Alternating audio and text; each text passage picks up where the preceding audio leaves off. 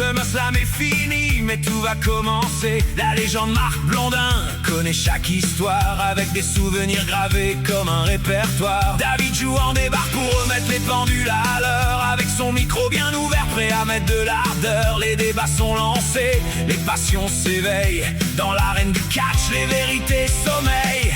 C'est la légende Marc Blondin, le Casanova des pauvres. David Jouan, ils refont SummerSlam jusqu'au petit matin, avec passion, humour et quelques coups de gourdin. Les coups de théâtre, les histoires à raconter, les fans impatients veulent tout écouter. Entre les titres, les surprises et les retours inattendus, les deux légendes disent tout haut ce qu'ils ont toujours voulu. Écho des combats, souvenirs qui résonnent. Marc et David ensemble, la flamme s'étonne. De la gloire à la lutte, chaque page tournée. Dans l'univers du catch, ils sont là pour régner. C'est la légende Marc Blondin, le Casanova des pauvres. David Jouan, ils refont SummerSlam jusqu'au petit matin, avec passion, humour et quelques coups de gourdin. Mesdames, messieurs, le voici avec nous, David Jouan. David Jouan, le Casanova des pauvres! Je dis à mon épouse tantôt, chérie, je vais être en Zoom avec David Jouan. Elle me regarde, le Casanova des pauvres! Ça, c'est spécial. C'est David, bien. oui, c'est bien. Comment allez-vous, jeune homme vacancier, double salaire avant les vacances? Tout va bien chez vous? Bonjour Marc. Alors, vacancier, pas tout à fait, puisque je dois retourner au travail mercredi. Et ensuite, ça sera les vraies vacances. Mais ça, c'est bizarre. Vous avez des vacances, mais il faut peut-être travailler. Ben, c'est comme ça quand on rencontre quelques petits soucis dans son activité professionnelle et qu'il faut aller régler ça par soi-même. Je te l'avais dit de continuer à aller à l'école. SummerSlam, c'était ce week-end. Ça a été plus difficile que prévu de votre côté dans les Europes à le regarder live. Ouais, alors plus compliqué, comme d'hab. C'est-à-dire que ça fait plusieurs fois qu'on se dit, allez, on va faire dodo, on se relève et on le regarde en direct. Oui. Et la fatigue de ces dernières semaines, de ces Moi, derniers mois, je te dirais les derniers mois, à chaque fois qu'on se parle, tu es fatigué. J'ai pas hâte le- d'avoir ton âge. c'est voilà. Non, j'ai pas tenu. Moi, on a regardé 2 matchs de la soirée 1 et on a été se coucher pour le regarder dimanche matin tranquille. Et la nuit 2, on l'a regardé aujourd'hui en fin d'après-midi. Bon. Première question pour toi. Est-ce que la fatigue, c'était vraiment de la fatigue ou si tu n'embarquais pas dans le spectacle du soir? Fatigue. Fatigue. Fatigue. OK. Fatigue parce que sans tout de suite aller dans le détail, c'est le deuxième match, les Usos. J'ai trouvé que Solo Sikoa était divertissant. Je retrouvais le Solo Sikoa que je voyais dans les images des house shows, c'est-à-dire le gars qui fait des blagues, qui joue avec la foule. Et voilà, j'étais plutôt dans le match, mais je tombais de fatigue. Bon. Bon. Alors, Mais on bon, commence par, évidemment, par le soir numéro 1. Comment hein, veux-tu faire ça? Euh, moi, lui. c'est ça. Je recevais des amis samedi où 7 bouteilles de vin ont été consommées pour 4 personnes, plus les autres breuvages. Je me remets tranquillement en ce lundi de cette cuite infernale. Mais dimanche, j'ai regardé la nuit 1. Je l'ai regardé un petit peu en fast-forward pendant le milieu des combats parce que je savais que c'est pas tous les combats, ils durent au moins 15, 20, 30 minutes. La nuit 2, je l'ai presque regardé au complet. Au début, j'ai écouté peut-être la première heure jusqu'après le combat de Charlotte et je suis tombé en live après. Donc, je te dirais au bas mot, j'ai regardé 80% du 6 heures que nous a offert la WWE. Bien. Alors, Obama, moi je vais dire Obafemi. Oh, boy. Oh, oh. Alors, c'est étrange parce que pour une fois, la carte de la nuit 1 me tentait beaucoup plus que la carte de la nuit 2. Donc je disais, tiens, ils vont peut-être réussir à venir me chercher. Et déjà, spoiler alerte, non, la nuit 2 a été encore une fois pour moi bien au-dessus de la nuit 1. Le, la- En fait, le problème de la nuit 1, ben, c'est toujours le même problème. On va redéfiler la carte très très vite, mais il se passe pas grand-chose. En fait, on a l'impression qu'on met la table pour la nuit 2. The table is button. Voilà, ça c'est gratuit, c'est contractuel, mesdames et messieurs, je suis obligé de le dire. Le- Exact. Non, le premier match, encore une fois, les matchs sont pas. On peut pas dire que les matchs sont pas bien. Mhm. C'est, ça livre la marchandise, mais il y a toujours ce côté sur la nuit 1, ça livre la marchandise et point barre. Parce qu'on sait ce qui s'en vient à la nuit 2. C'est peut-être ça le problème, non? Je suis pas sûr parce qu'encore une fois, parce que le problème, bon, il y avait Liv Morgan, Io Sky. Là, on pouvait se dire, tiens, est-ce qu'ils vont continuer avec Liv? Est-ce que Io Sky va prendre le titre? Bon, admettons, il y avait ce premier match. Par exemple, si je prends un match Gunther contre Nick Aldis, qui avait, qui ont livré la marchandise, mais qui Ouais, avait un doute sur l'issue du combat? pas grand monde. Pas grand monde. Bon, la célébration avec Mickey à la fin, son fils, voilà, c'était sympathique. Mais même limite pendant le match, il y avait tiens, est-ce qu'il y aura Mickey James qui va venir un moment pendant le match? Donc, tu vois, elle n'aurait pas été là, on aurait été déçus.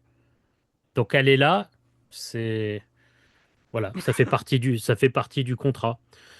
Le match, les Usos avec Jacob Fatou contre Royce Keys, le LA Knight et Solo Sikoa, j'ai trouvé là le match très bon. En deuxième position, on est sur un match. Alors là, on voit bien que Jey Uso est redescendu dans la hiérarchie, hein. On est là pour faire un match, deuxième match pour réveiller un petit peu la foule. Et, euh, et j'ai trouvé que Solo Sikoa, comme je te disais, hors antenne, Ouais. j'aimais bien quand je voyais des images des shows, je le voyais jouer avec la foule, je le voyais faire des mimiques. Et à chaque fois, je me disais, mais pourquoi j'ai pas ce Solo Sikoa à la télé?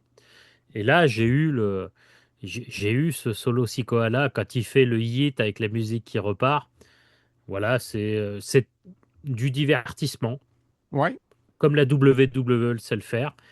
Donc voilà, j'ai bien aimé ce match-là. Le match Fatal Influence contre Nikki Bella, Brie Bella et Paige. Avant l'événement, j'avais parié sur le fait qu'ils allaient se retourner contre Paige. Parce que Bravo. voilà, donc quand ça arrive, voilà, encore une fois, c'est contractuel. Le match de championnat, CM Punk contre Cody Rhodes, le match était bon. Est-ce qu'on avait besoin de faire ce truc avec l'arbitre et là, il y a le retour de Randy Orton, point positif de la journée. Et Mhm. encore une fois, je le dis à chaque fois qu'on fait un peu des reviews comme ça, Ouais. c'est bien les prouesses athlétiques, c'est bien de sauter partout, c'est bien d'être athlétique. Regardez juste Randy Orton, il arrive, il porte son coup et tout de suite la posture qu'il a, le petit clin d'œil à la caméra, ça c'est du divertissement. Mhm. Donc juste ce, ce- Bémol. ce petit clin d'œil, enfin voilà, Ah. cette petite intervention.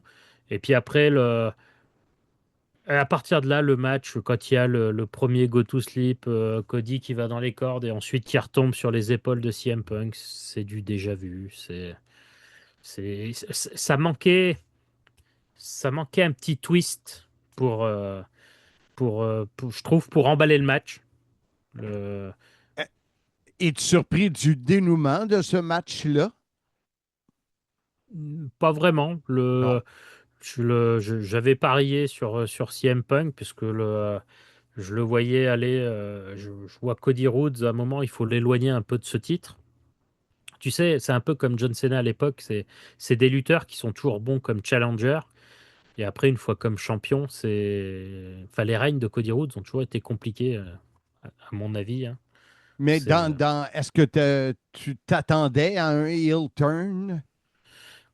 non. Non? Je sais qu'il y en a beaucoup qui attendent le heel turn de Moi, Cody Rhodes. Le moi. problème, c'est qu'à l'heure actuelle, c'est celui qui reste après les shows, qui va voir qui fait tout un tas de bénévolat pour la WWE, qui est un peu le visage de la compagnie. Ouais. Oui, dans les histoires, à un moment, le personnage aurait besoin de ça, mais il leur faut un top babyface à la place. Et Hmm. aujourd'hui, tu l'as pas. Donc, tant qu'on n'aura pas trouvé un John Cena bis ou un Cody Rhodes bis, bah, pour l'instant, Cody Rhodes, il faut pas le faire tourner du côté obscur. Donc, c'est un peu ton résumé du soir 1 que tu appelles nuit 1. Alors, il reste un match qu'on attendait, le Hell in a Cell entre Obafemi et Brock Lesnar. Bah pareil, c'est-à-dire que je m'attendais à une victoire d'Obafemi, je m'attendais pas au match du siècle, puisque les deux, voilà, dans leur style, mais encore une fois, c'est pas ce qu'on leur demande. Un peu surpris quand Brock Lesnar arrache le tapis du ring pour laisser passer où on voit le bois. C'est pas quelque chose qu'on voit souvent à la WWE. Moi, j'étais content parce que j'ai pu voir comment il montait son ring pour prendre des photos. Mais face à part, moi aussi, ça m'a surpris. Alors là, Euh, tu peux aller voir un bon match de Bully Ray contre Sting à la TNA où ils avaient fait ça. Et une bonne partie du ring avait été découvert, donc tu verras mieux comment c'est monté et empilé. Mais c'était ça. Après, ce qui est bizarre, c'est l'après-match. ouais. Quand je dis c'est bizarre, c'est parce que c'est quand Brock Lesnar remonte sur le ring et qu'il tend la main à Obafemi, il y a Obafemi lui rend pas le salut et Brock le prend dans ses bras, mais on a l'impression que Obafemi est pas consentant, tu vois, de ce que je veux dire dans l'échange de câlins là. Ben, sur le coup, il semblait surpris, pas consentant. On va le lire si il envoie une mise en demeure pour harcèlement Non, mais sexuel. c'est-à-dire que ce moment tout de suite. Alors, j'aurais pas dû dire consentant. Mais le- j'ai trouvé ce passage bizarre. La main est tout de suite Brock qui force le. Je pense que ça aurait gagné en, en dramaturgie. Je sais pas si ça se dit ça d'ailleurs Oh, comme mais mot. c'est beau, j'ai la chair de poule. I got that chair de pullus! Voilà, s'il avait tendu la main et si Obafemi avait regardé la foule et lui aurait tendu la main et Ouais. après qu'il se soit pris dans les bras. Mais là, je sais pas, il y avait un côté, attends, j'ai un truc à faire, il faut que je te prenne dans les bras, donner le micro, ouais. Passer, présent, et le gars se fait même pas suer à faire des Ah, phrases. j'ai pas ressenti ça, moi. Et ben, moi, c'est ce que j'ai ressenti. En fait, j'ai senti que sur ce moment-là, on a voulu nous créer un moment d'émotion qui n'est jamais arrivé. Ah, Ça a ouais, été ouais. ça a été mon ressenti. Et On va en reparler, mais j'ai eu un moment d'émotion, on va en reparler plus tard, où j'ai versé des larmes. Mais ah, c'est pas sur Obafemi. pas sur Mais Obafemi. moi, comme je l'ai regardé en reprise, après le combat de Rhodes et Punk, dans ma tête, je n'avais pas la carte devant moi, je regardais le temps qui restait, je disais, ah, c'est terminé. Il reste 18 minutes ou 20 minutes. Je dis, c'est terminé. Et là, là je m'aperçois qu'il reste un combat. Alors, je savais que le combat ne sera pas aussi long que le main event du soir 2. Mais tu sais, c'était un peu à prévoir que le combat durerait plus ou moins 10-12 minutes, là. Mais j'ai bien aimé quand même. J'ai bien aimé ce combat-là. J'ai aimé de la façon Brock, premièrement, j'ai même aimé comment Oba donne la main à Paul Heyman. Paul Heyman qui essayait peut-être de pas lui donner la main, mais je sais pas. J'ai aimé ça. Ben après le passage que je parle, là, le Ouais. câlin forcé ou autre, le truc, après, ça a été plus fluide, plus naturel dans les échanges. Mais le premier, ça m'a fait bizarre. Si vous avez des doutes, retournez voir les images. Et puis, bah, moi, je le regarde bah, souvent en différé. Et c'est une erreur que je ne fais pas. Nous le regardons comme si c'était en live. Donc, nous ne mettons pas pause. On n'appuie jamais sur info. parce que je ne veux, d'ailleurs, quand je lance l'événement, je ne regarde pas la durée, parce que je veux pas savoir où je me situe dans l'événement, parce que c'est ce qui se passe quand tu sais qu'il reste à peu près 10 minutes, tu dis, oula. Ou à l'inverse, quand tu vois qu'il reste 1 heure et que le dernier match n'a pas commencé, tu dis, oh, Ouais, ça va mais être long. oublie pas, j'étais hangover et je voulais Oui. savoir. C'est ça. C'est ça. Et donc, bah, la nuit 2. Ouais, La nuit 2, la nuit 2. Donc la nuit 2, bah, alors déjà la nuit 2, erreur de débutant, puisque j'ai eu quelques soucis avec le podcast de dimanche. Comme vous avez vu, il est arrivé un peu tard sur la chaîne. Donc j'ai pu le mettre en ligne à 1 heure du matin, heure française. Je me suis relevé et quand j'ai voulu faire la publication sur Facebook, j'ai vu un beau post de Pat Laprade qui parlait du retour d'un hey, lutteur. même chose que toi. Moi, j'ai pas eu les problèmes que tu as eu de faire de préparer le podcast, mais je venais de terminer la nuit 1 et je suis monté en haut. Je ne sais pas pourquoi, je pense, Jas, mon épouse, On la salue, elle est sûrement à l'écoute. me dit à quelle heure Ils commence attendent. ton événement. Ben, je dis à 19 h. Et là, je suis allé manger une petite bouchée et je vois ce post-là de Pat Laprade qui nous parle du retour de Kevin Owens. Alors là, j'ai fait comme le même que toi, c'est bizarre. Alors, je suis Mais redescendu. donc moi, tout de suite, on voit la différence. La nuit Mais 2 commence. David, faut juste, excuse-moi, mais faut que je te dise que j'ai été impressionné le soir 1 de la performance de Nick Aldis. Oui, Il a donné tout un show. La majorité des fans de la WWE ne le connaissaient pas en tant que catcheur, en tant que lutteur. On tu as en a raison. parlé un peu. Nous, on le connaissait parce que du côté de la TNA, on a travaillé avec lui, on l'a vu et tout ça. Wow, c'était tout un wow et j'ai bien aimé la fin. La foule lui a bien Ouais, rendu. ouais, ouais. Puis on a envie de dire quel dommage. Quel dommage, parce que on voit que la WWE avait tout un lutteur dans ses rangs. Oui, Et justement, quand on parle de la lutte contre le divertissement, Gunther ou autre, là, il y avait. Enfin voilà, oui, je suis d'accord avec toi, il a eu toute une performance. La foule lui a bien rendu. La foule qui était pour moi aussi beaucoup plus présente dans la nuit 2. Alors, la foule, pour ceux qui ne l'ont pas vu, il y a la moitié du stade qui était rempli. non, Et j'ai pas vu ça, moi. Oui, parce que la WWE fait encore un travail avec les caméras ou autre, mais on voit toujours la même partie du stade puisque l'autre partie du stade n'a pas été ouverte à la vente. OK, je savais pas ça. Donc le stade est rempli à moitié. Oh, Bah, tu avais OK. à peu près 35 000 personnes sur un stade qu'on contient 70 000. Ouch. Ouch, comme tu dis. Parce qu'au début de la deuxième nuit, que tu appelles la nuit, là, il me semble que j'ai entendu Michael Cole, ben, toi tu l'écoutes en français, Michael Cole dire capacity crowd, en voulant dire que c'était plein. Je me suis laissé vendre par sa phrase.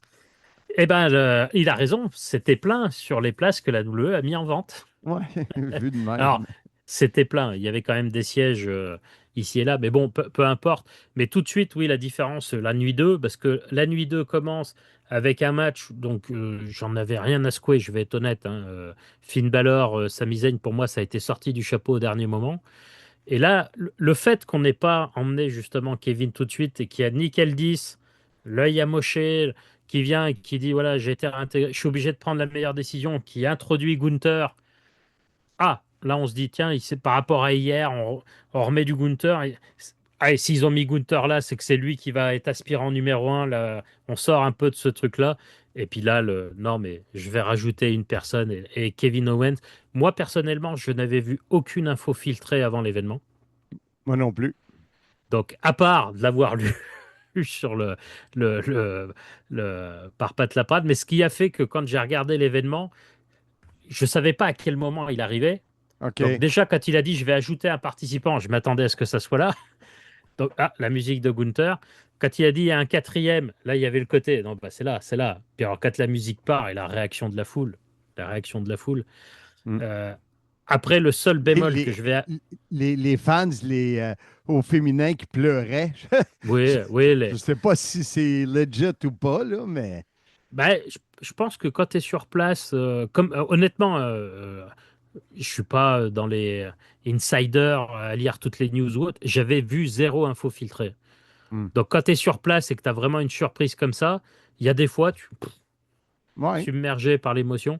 Le ouais. seul bémol que je vais faire à ça, bah, c'est histoire d'être chiant, hein. Ben oui. Je suis Français, un toujours... Français quand même. Eh ben oui, on a une réputation à tenir. Je suis toujours moyennement fan quand on ramène un lutteur et que dès le premier match, il devient aspirant numéro un au titre. D'accord avec toi. Honnêtement, Je, moi aussi. j'aurais préféré qu'il revienne dans un autre contexte. Là, il revient et tout de suite, voilà. Même si du coup, Oui. cadeau. Je suis impatient de voir le futur match CM Punk Kevin Owens. Mais voilà, ce côté, je reviens et tout de suite, je suis aspirant numéro un. Ah, bon. Tu sais ce que tu disais au début avant l'annonce de Aldis? Je regardais Finn Balor et Sammy et je me disais, aspirant numéro un, j'embarquais pas. Tu sais, Sammy était Ben, c'est ce que je... champion 8 jours, Finn Balor, je sais, je suis d'accord avec toi. Je ne fais que l'exprimer avec des bons mots, moi. Ouais, ben c'est pour ça que je te dis, j'avais du mal à embarquer parce que même si Finn Balor avait eu toute une histoire avec CM Punk Hmm. en disant je veux l'ancien Finn Balor et qu'il était passé proche, en tout cas il avait fait un bon match, mais voilà, j'adhérais pas au truc. Et puis ça se termine en Fatal 4-Way et tout de suite, et ben la nuit 2 elle commence déjà sur un, Exact. un- Un un- high. on n'est pas du tout dans le même mood que le show du samedi.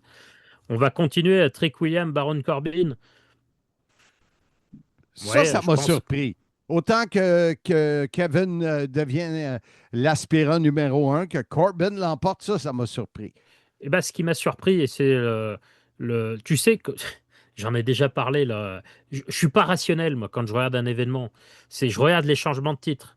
Et comme bon, alors Trick William perd son titre, donc ensuite Penta, on parlera plus tard, perd son titre.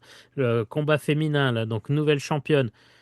Ouah, est-ce que c'est bon ça pour Roman Reigns, Seth Rollins? Tu sais, il y a le côté, bon, c'est bon, il y en a un qui a perdu son titre, les autres sont tranquilles. Tu sais, on a toujours des raisonnements un peu bizarres. Là, Dis pas oui, toujours. Il y a beaucoup de monde qui sont pas comme toi. Toi, tu as des raisonnements bizarres. j'entends. J'admets, c'est entièrement moi.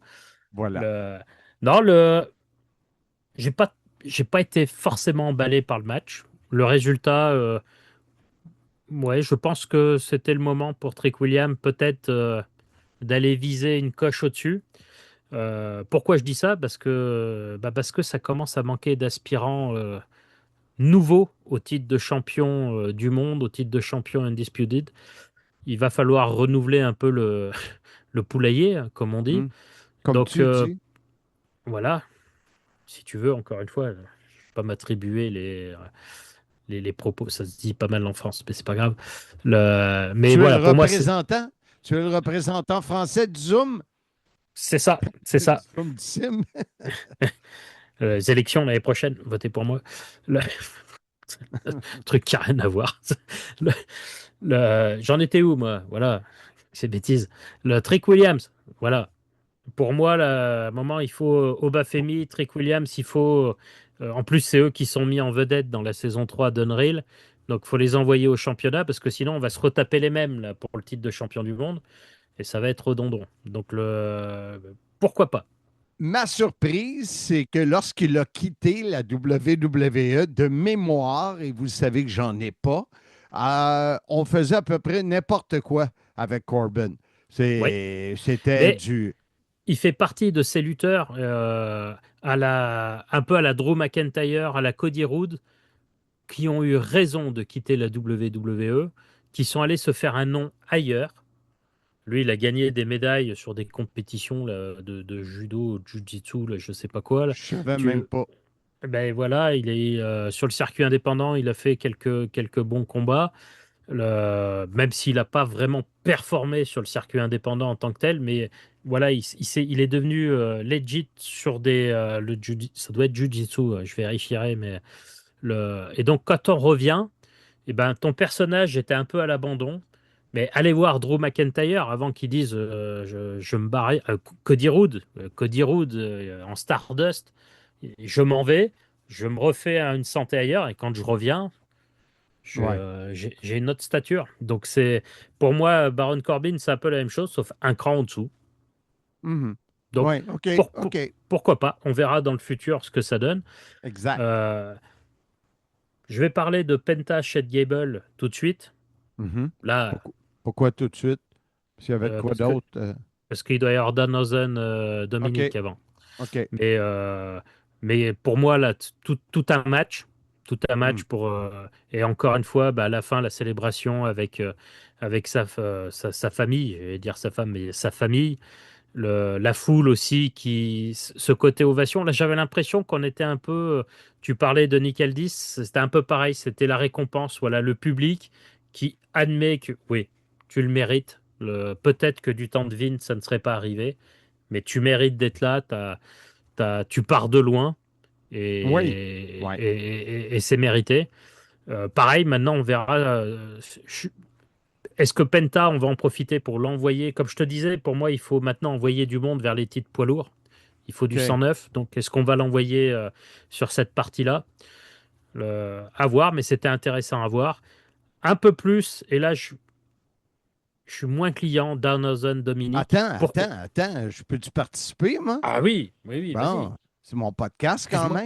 même. Moi, c'est là que j'ai versé une larme. Ils sont venus me chercher Avec Shea avec la Gable? famille, oui. J'ai vu le visage. Pas quand lui pleurait avant d'accepter la ceinture, ben pleurait, il avait les yeux mouillés, humides. Mais j'ai senti que c'était une émotion vraie. Qu'il est parti vraiment, vraiment, vraiment de loin. On a essayé des choses, ça ne fonctionnait pas. Personne ne l'achetait. Et là, chez lui, comme il l'a dit, je suis d'ici, etc., etc. La map, je ne sais pas comment tu dis ça en français, là, du Minnesota sur sa La botte. carte. La carte, oui, c'était bien. Et parlant de ça, on ne l'a pas dit, parce que toi, tu n'es pas un fan de hockey, mais de voir CM Punk arriver aux couleurs des North Stars du Minnesota de la Ligue nationale de hockey d'il y a plusieurs décennies, ça, c'est un bon flash aussi. Mais c'est ça, j'ai bien aimé ce combat-là. Penta, il est bon, là. Alors, Gable, il a dansé avec Penta, et bravo, bravo. Et Et parlant, oui, vas-y.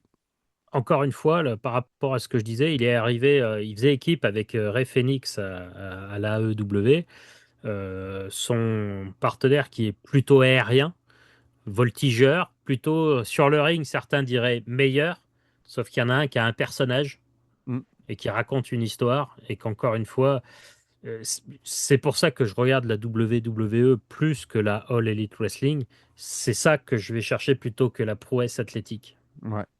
Le temps file, donc parlons de Dominique Mysterio et Danhausen. Oui, alors le seul souci que j'avais, c'est que alors avant, j'allais te demander, est-ce que tu avais vu El Grande Americano contre El Grande Americano, Chad Gable contre Kaiser?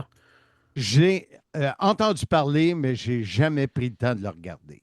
Le, à Honte à moi. regarder, et quand tu parles d'émotion, déjà à la fin, parce qu'en fait, il y a des petites reprises de ce combat-là. En fait, quand il perdait le match El Grande Americano, quand il a enlevé le masque, il devait dire son nom. Et donc, quand il a enlevé le masque, El Grande Americano, mon My nom est name. Chad Gable, Ouais. je suis du Minnesota. Et donc, il y avait un peu cette reprise OK. pour le SummerSlam, mais en termes d'émotion, voilà, on retrouvait, il était en sang et sa famille était aussi montée sur le ring. Donc, c'est là où moi, je me suis un peu plus détaché parce que j'ai l'impression qu'on avait voulu refaire ce qu'ils OK. avaient fait à la AAA. OK. OK. Voilà, petite parenthèse. Danhausen, Dominique, eh ben, en fait, c'est ce problème, c'est de ce doublant avec la AAA, parce que Dominique Mysterio est champion de la AAA, Il va défendre son titre contre El Grande Americano prochainement, lors du prochain pay-per-view de la AAA. Et là, tu le mets contre Danhausen dans un match, ce qu'on peut dire humoristique, Oui, oui. quasiment. Et bah, du coup, je rentre un peu moins dans le combat. Ouais, c'est deux fois du coup, t'as vu? Le- Oui, j'ai Donc vu. après, bon, mais pour celui qui aime un peu le personnage, à la fin, je te lance un sort quand tu es sur la troisième corde. Là, la dernière fois, tu sais, je t'avais dit qu'avec Liv Morgan, ça n'avait pas été Hmm. très. Il lui avait jeté un sort, puis elle perd, mais on n'a pas vraiment compris que c'était à cause de ça. Là, c'était grossier. Là, on Hmm. comprend que il lui jette un sort. Il y a la distribution de billets, il y a Joe Henry qui vient. Voilà, c'est un petit peu ce qu'on a fait avec les Housseaux lors de la nuit 1, c'est le moment pour divertir les fans. On jette des billets, les gens sont contents. La Ouais. gimmick de Danhausen fonctionne. Alors, ce qui est assez marrant, parce que TKO a demandé à ce que Danhausen soit à tous les shows. C'est les mêmes qui, il y a à peu près un an, avaient demandé à la WWE d'arrêter les gimmicks d'Undertaker, à la Bray Wyatt et compagnie un peu surnaturels. Donc, on voit quand même que quand ça marche, Ça fait ça notre marche. affaire. Exact. Et Mais puis, moi, ça, Vas-y. Oui, j'allais dire, c'est intéressant, excuse-moi. Ça serait intéressant de revenir quand il a fait ses débuts, quand il est sorti de la boîte, où que tout le monde est. Ouais. Putain, c'est ça, c'est ça. Et aujourd'hui, c'est un des plus gros vendeurs de t-shirts. Ouais. Donc, Moi, quand je le vois, j'ai toujours peur qu'il lutte pas bien. Et j'ai quand même trouvé qu'il était plus sûr de lui ou le peu de prise de lutte de qu'il a prise. fait. Mais c'était plus crédible pour moi. Peut-être. Bon. Mais oui, c'est un combat 100% enfant divertissement. Comme le dit Ansem, lui, il n'est pas là-dessus, mais je suis certain que ses 8 enfants ont adoré s'ils ont vu. Oups, excusez, il y en a juste 3 d'officiels. On dira rien. Combat par échelle pour le titre intérim pour le combat féminin. Pourquoi Enfin, intérim? Je ne sais pas ce bout-là. bah, parce que Rhea Ripley, qui était championne, est blessée. Et donc là, plutôt que de lui enlever le titre, elle est absente. Donc on va mettre une championne intérim. Je pense que OK, ça vient de la AEW qui faisait ça. OK. Champion par intérim. Ah oui, WWE qui calque sur la All Elite. Eh Je bien, pense. Et enfin, Chelsea Green. Et là, pareil, bah, tu vois, quand je te disais la réaction de la foule, Chelsea Green qui prend le titre. Et encore une fois, on a une réaction de la foule qui était derrière quand elle est suspendue là, ouais, par les pieds. ouais, On s'attendait à ce qu'elle se relève et la foule qui crie relève-toi, relève-toi. Et ce que je disais, c'est ça le catch, c'est des émotions. ouais. Allez, on sait qu'ils mettent des plombes, aller chercher l'échelle, on s'en fout. C'est relève-toi, il va le chercher et elle prend le titre. Et à ce moment-là, quand elle prend le titre, je me dis, bah, tu vois, Unreal, c'est bien scripté aussi, hein, parce que si tu regardes tout ce qu'ils nous vendent dans Unreal, c'est ce qu'on te vend après derrière. Ils sont venus nous chercher en disant Chelsea Green a la paletov d'une championne. Ils Mm, se sont pris une ruée derrière et les fans se sont mis derrière Chelsea uniquement à cause de ça. mm. Donc c'est encore une fois, je sais pas si tu as aimé le combat. Oui, oui, oui, j'ai aimé le Ouais, combat. Ouais. ça a livré la J'ai- marchandise. Et puis bah, le main event, tu sais Wow. que pour Ouais. moi, je vais être honnête, Roman est en passe de passer devant Bret Hart. Oh! Oui. Oh! Oh, Coup de oh, oh. théâtre, mesdames, messieurs! Non, parce que encore une fois, le main event de WrestleMania, c'est en fait ce que on vit là, c'est ce que j'aurais voulu dans son règne de 3 ans. Des victoires sans intervention. Je prends la chaise, j'ai pas besoin de ça, je vais te battre à la loyale. Le, le seul truc où il serait vraiment venu me chercher, tu vois, au niveau de la petite larme, c'est à la fin quand il tend le bras Le et que point. le point, pardon, et que Seth Rollins met son point. Moi, là, j'aurais fait partir la musique du Shield plutôt que la musique de Roman Reigns. Moi, j'ai ramené Mosley. Oui, mais ça, c'est pas possible. Mais à ce Tout est moment-là, possible! oui, oui, mais bon, mais à ce moment-là, tu fais partir la musique du Shield et je pense que ça aurait venu rajouter un petit peu du liant dans tout ça. Mm, Match énorme. Main event de WrestleMania, Roman Reigns, CM Punk. Excellent. Là. Seth Rollins, Roman Reigns, encore une fois. On va chercher du je me relève des finishes, machin, mais sans en faire des caisses non plus. Moi, ils viennent me chercher à chaque fois dans ces combats-là. Et puis, comme j'ai envie que Roman batte des records, J'ai envie qu'il garde ce titre, encore une fois. J'ai envie donc je suis impliqué dans le combat. Je suis debout d'ailleurs pour le main event quand je le regarde. Ah ouais, ah Ah oui, ouais. ah oui. Moi, je pense que j'avais prédit euh, euh, Rollins. Il faut que je réécoute le podcast la semaine passée pour vérifier. Mais je n'aurais pris un autre 10 minutes. J'ai Ben, pas trouvé ça long. J'ai trouvé ça bon. L'histoire de la chaise, oui. Puis si c'est arrivé il y a 3 ans, ça ne sera pas arrivé ce week-end. c'est ça. Fait que parfait. Après, la chaise, surtout que Seth Rollins est dans la même position au moment où Seth Rollins s'était retourné contre lui. Donc on inverse et finalement, non, moi je le fais pas. C'est du long storytelling comme je l'aime. Il y a des petits clins d'œil sur des faits passés. Et puis à la fin, le respect entre les deux. Je me disais, est-ce que Seth va lever le doigt à la fin sur la rampe? Mais ça aurait été trop. Et surtout, pas d'intervention de la Bloodline. Hmm. Donc il n'avait pas besoin de ça dans son règne il y a 3 ans, de gagner systématiquement avec une intervention. Là, on a, pour moi, un lutteur qui est au-dessus de toute fédération confondue. C'est le boss en ce moment. Moi, Il est moi, sur je, le toit du monde. moi, je dirais on a deux lutteurs, là. C'est bien beau parler de Roman, là, mais Rollins, là, il a suivi, il a performé, bravo. Parce que tu les regardes envers l'autre et il nous reste presque plus de temps, mais il y a quand même une grosse différence de gabarit. Euh, on voit que Roman est plus gros, plus costaud, plus dangereux physiquement, mais voilà. Quel bel Alors, événement, David! est-ce qu'on valide? Valide. Allez, moi je valide le SummerSlam nuit 2.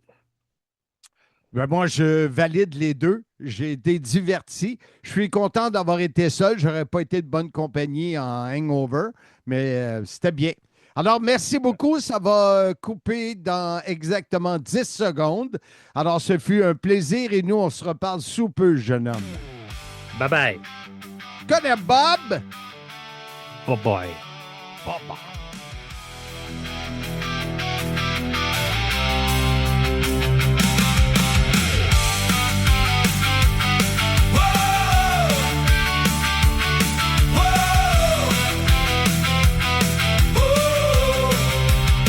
Quand les lumières s'allument, le rideau va tomber. SummerSlam est fini, mais tout va commencer. La légende Marc Blondin connaît chaque histoire, avec des souvenirs gravés comme un répertoire. David Jouan débarque pour remettre les pendules à l'heure, avec son micro bien ouvert, prêt à mettre de l'ardeur. Les débats sont lancés, les passions s'éveillent.